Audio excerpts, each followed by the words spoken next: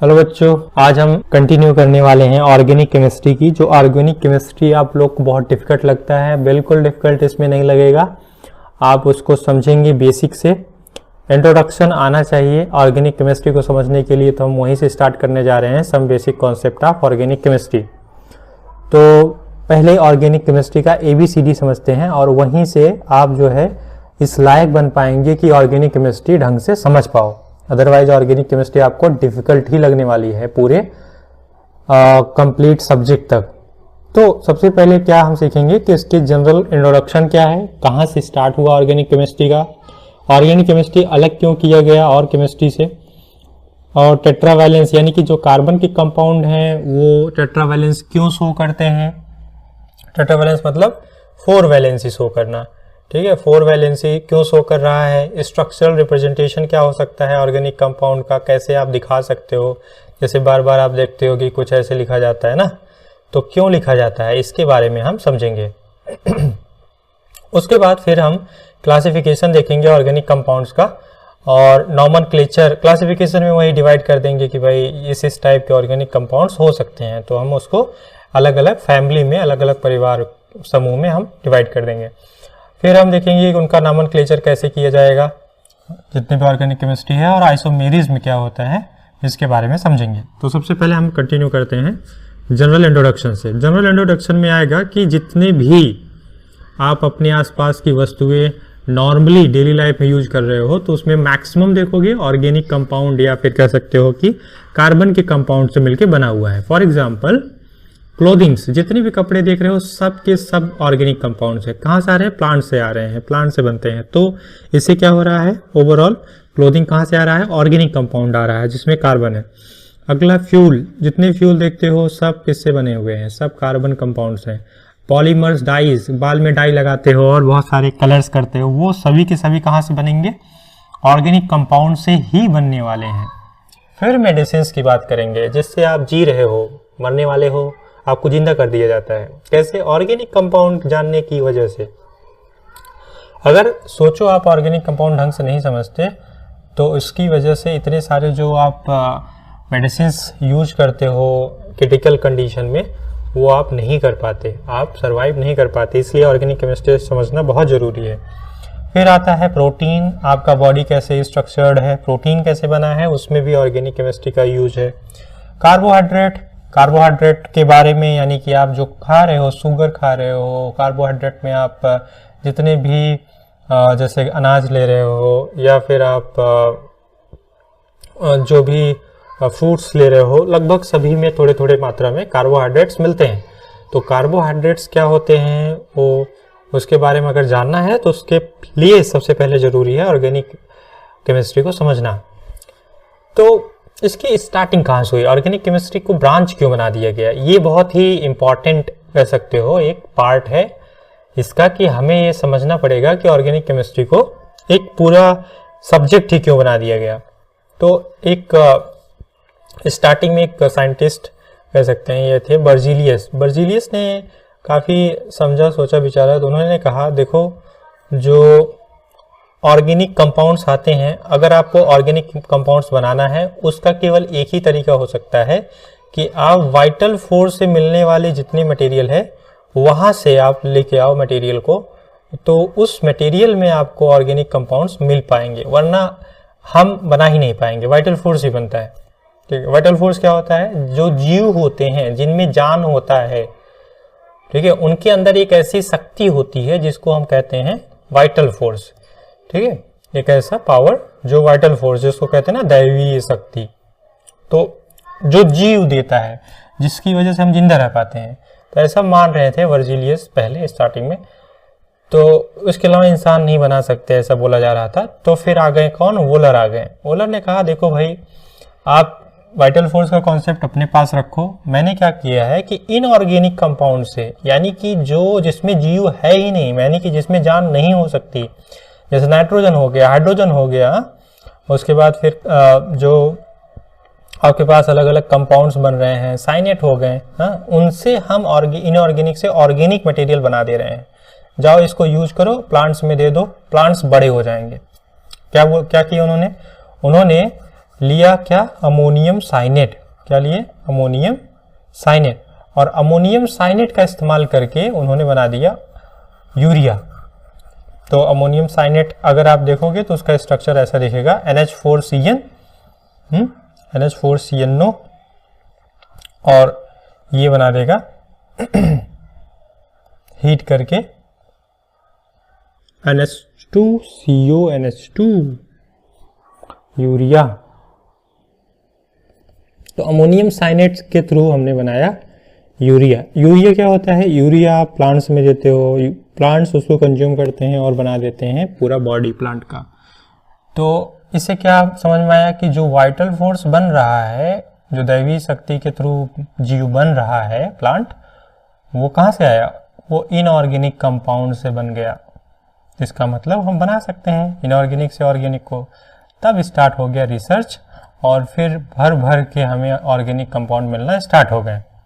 फिर समझा गया कि ऑर्गेनिक कंपाउंड में कार्बन हर जगह मिल रहा है, कार्बन इसका सेंट्रल पार्ट है, कार्बन ही बॉन्ड बना रहा है। तो कार्बन की वैलेंसी कितनी देखी गई, क्योंकि कार्बन का जो एटॉमिक नंबर होता है हम जानते हैं 6 होता है, तो 6 की वजह से ही आउटरमोस्ट में 4 इलेक्ट्रॉन मिलते हैं, और यही इसकी टेट्रा वैलेंसी हो जाती है। टेट्रा मतलब 4 वैलेंसी।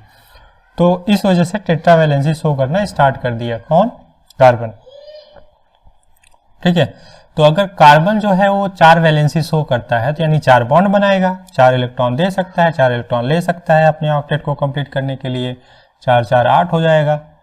तो इसका हाइब्रिडाइजेशन कितना होगा, अगर आप सिंगल बॉन्ड का देखेंगे हाइब्रिडाइजेशन, जिसमें उसने 4 बॉन्ड बनाया है, तो 4 सिग्मा बॉन्ड हो गया, और 4 सिग्मा बॉन्ड होने की वजह से क्या बोल देंगे, sp3 इसका हाइब्रिडाइजेशन होगा। जैसे कि आप केमिकल बॉन्डिंग में सीखते हो कि 4 सिग्मा बॉन्ड है, यानी बॉन्ड पेयर 4 है, और 0 क्या है उसका, लोन पेयर, तो हम कहेंगे कि sp3 इसका हाइब्रिडाइज्ड ऑर्बिटल हो गया, और जो शेप होगा क्या होगा, टेट्राहेड्रल शेप मिल जाएगा।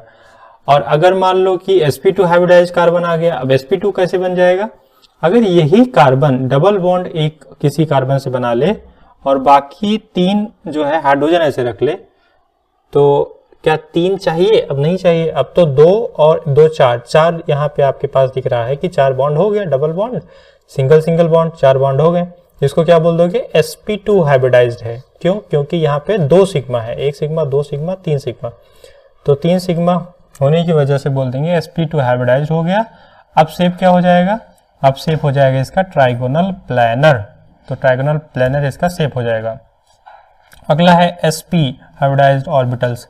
sp हाइब्रिडाइज्ड ऑर्बिटल में ट्रिपल बॉन्ड रहता है, ठीक है, कुछ इस तरीके से।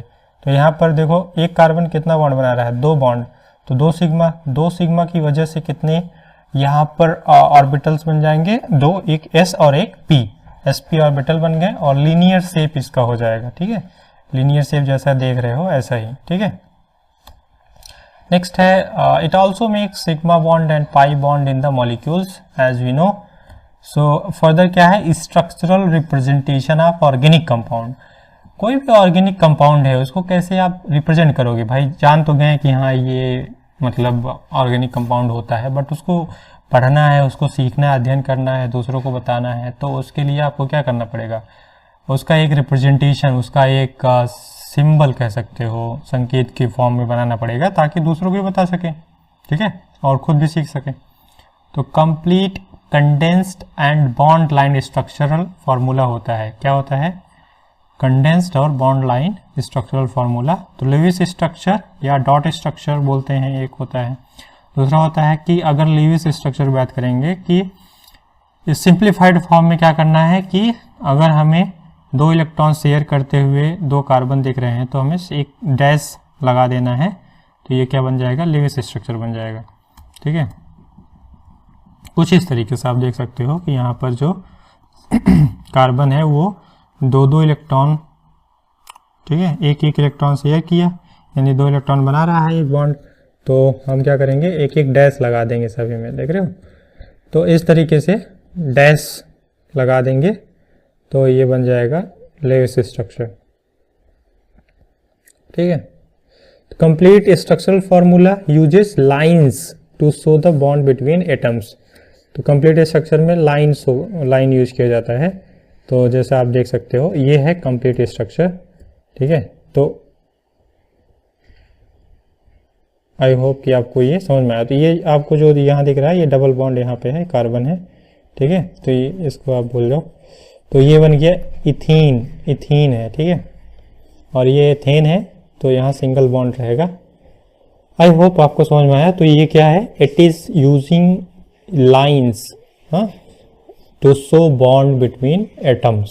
सो कंप्लीट स्ट्रक्चर फॉर्मूला इसको बोलते हैं। फिर उसके बाद आगे आपको मिलेगा कंडेंस्ड स्ट्रक्चर। तो अगर ऐसे लिखा जाए CH3 CH2 CH3, तो ये क्या है, एक कंडेंस्ड स्ट्रक्चरल फार्मूला है। तो कंडेंस्ड स्ट्रक्चरल में क्या होगा कि बॉन्ड नहीं दिखाया जाएगा, बस डायरेक्टली आपको यहाँ पर क्लोजली उस मॉलिक्यूल को लिख दिया जाएगा, ठीक है। तो कुछ ऐसा आप देख सकते हो यहाँ पे लिखा गया है, यहाँ पे बॉन्ड हम नहीं दिखाना चाह रहे हैं। तो कंडेंस्ड फॉर्म हो गया, इथेन हो गया, एथीन और एथाइन, ठीक है। अब बॉन्ड लाइन स्ट्रक्चर फॉर्मूला क्या होगा, uses only lines, carbon and hydrogen atoms are not shown, ठीक है। तो ये होता है बॉन्ड लाइन स्ट्रक्चर, जैसे आप देख सकते हो कुछ इस फॉर्म में।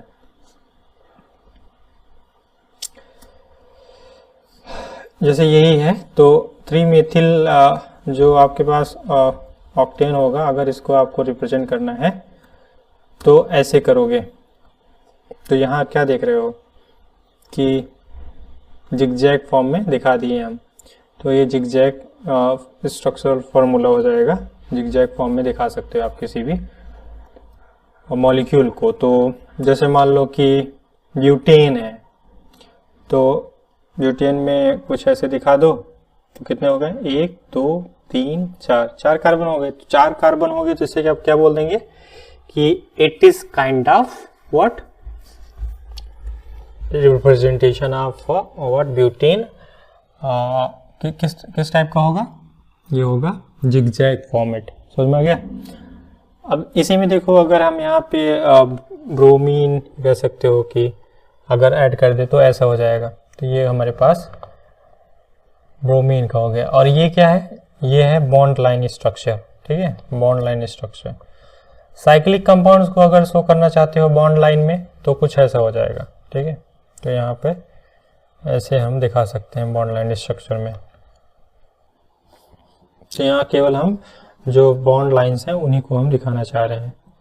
तो अब अगला आता है 3D, यानी कि 3 डायमेंशनल। मतलब अगर आपको दिखाना है कि भाई कोई भी मॉलिक्यूल है, जैसे कि मैंने कहा कि ट्राइगोनल पिरामिड है, ट्राइगोनल प्लानर है, ठीक है, और उसके बाद पिरामिड है, तो उन सभी जो स्ट्रक्चर को दिखाना होगा तो हमें सबसे पहले 3D में उसको बनाना पड़ेगा। और 3D में बनाने के लिए देखो, कोई कुछ ऊपर होंगे प्लेन के, कुछ प्लेन के नीचे होंगे, तो उसको दिखाने के लिए एक ही तरीका है कि हम ये डैश वेज डायग्राम का यूज करें। तो डैश वेज क्या होता है, तो एक तो आपके पास ये वेज आपको दिख रहा है और एक डैश दिख रहा है। तो 3D स्ट्रक्चर में क्या होगा कि जो भी मॉलिक्यूल सॉलिड वेज, जो सॉलिड वेज ये देख रहे हो, is use to indicate a bond projecting out of the plane of paper. यानी कि अगर पेपर का जो प्लेन होगा, उस प्लेन के बाहर अगर कोई भी मॉलिक्यूल है, तो उसको कैसे दिखाओगे, उसको दिखाओगे जो आपके पास सॉलिड वेज होगा उससे दिखाओगे, ठीक है। और जो अंदर होगा उसको दिखाने के लिए क्या करोगे, उसको दिखाने के लिए आप डैश्ड वेज का इस्तेमाल करोगे, ठीक है। तो dashed wedge is used to depict what, bond projecting out of the plane of paper and away from observer. मतलब कि जो हम हैं, हमसे दूसरी तरफ, तो हमारे दूसरी तरफ कैसे होगा, जब प्लेन के नीचे साइड होगा। हम जिस तरफ देख रहे हैं वो क्या होगा, ऊपर साइड, ठीक है, और दूसरा नीचे साइड होगा। तो अगर नीचे साइड दिखाना है, यानी कि अवे फ्रॉम द ऑब्जर्वर, तो आप डैश्ड फॉर्म में यूज कर सकते हो। The bond lying in the plane of paper are depicted by using normal line, ठीक है। नॉर्मल लाइन से हम दिखा देते हैं। तो आप देख रहे हो कि जो प्लेन पर होगा कोई भी बॉन्ड, उस प्लेन वाले किसी बॉन्ड को हम नॉर्मल एक बॉन्ड से, नॉर्मल लाइन से दिखा देंगे। वो बन गया, ये प्लेन पर है, हाइड्रोजन और कार्बन एक ही प्लेन पर है, ठीक है, हाइड्रोजन कार्बन एक ही प्लेन पर है। लेकिन इस कार्बन से 90 डिग्री का कह सकते हो कि प्लेन के बाहर है। बाहर किस तरफ है, अवे फ्रॉम द ऑब्जर्वर है, यानी कि नीचे साइड होगा प्लेन के, और ये क्या है, ये away from the towards the observer है। तो ये बॉन्ड किसकी तरफ होगा, ऑब्जर्वर, हमारी तरफ ये बाहर निकला होगा, ठीक है। तो इस तरीके से रिप्रेजेंट कर सकते हो 3D डायमेंशन में। 3 डायमेंशन में यूज करने के लिए हम डैश वेज का यूज करते हैं। अगला